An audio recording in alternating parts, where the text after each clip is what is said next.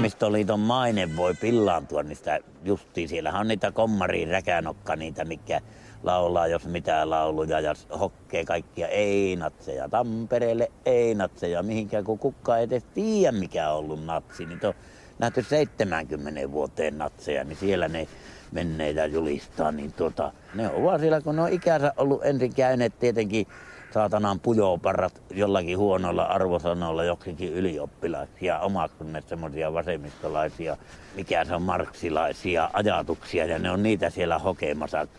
Ja yhteiskunta elättää ne saatana. Ei muuta kuin se pitäisi tullakin se saatana Stalin, niin se vesi ne ensimmäisenä Siperiaan saatana. Mistä puhutaan silloin pieni ihminen vaan keskimittainen? Minä suorastaan pelkään STP:tä, mutta ne on luikureita. Jotenkin vähän niin kuin viheriät, tulee semmoiset kylmät väreet, kun ajatteleekin, että jos saisin, niin mä kieltäisin viheriät puolueen.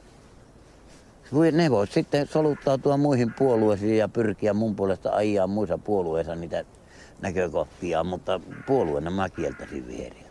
Minä ehkä kieltäisin kanssa RKP:n, koska kyllä täällä ruottalaiset on aina vittuille suomalaisille eikä toisinpäin. Ne RKP-läiset vois mennä vaikka ristillisiin veisakkoon siellä sitten virsiä saatan.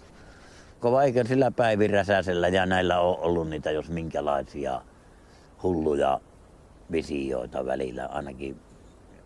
Kyllä mä ainakin, jos minä olisin joku Valpo, niin panisin niitä ristillisiä kanssa johonkin tarkkailuun. Että niin kyllä minusta niitä pitäisi vähän niin kuin seurata, että mitä ne saa päänsä. Kyllä. Ja tietenkin keskustalaiset. Hyvin tuntuvat kaikki keskustalaiset pyytävän mua puolueeseen. Saman keskustalaistahan minusta ei saa tekemällä. Perkeleen maalaisliittolaiset. En ole keskustalainen.